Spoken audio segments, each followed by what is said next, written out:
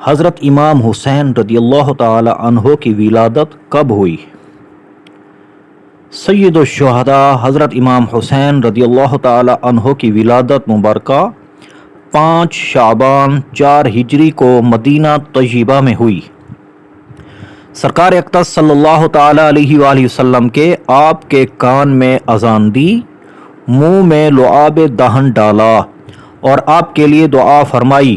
پھر 7ویں دن آپ کا نام حسین رکھا اور عقیقہ کیا۔ حضرت امام حسین رضی اللہ تعالی عنہ کی کنیت ابو عبداللہ اور لقب سبط رسول یعنی نواسہ رسول اور ریحانۃ الرسول یعنی رسول کا پھول ہے۔ خطبات محرم صفحہ 308۔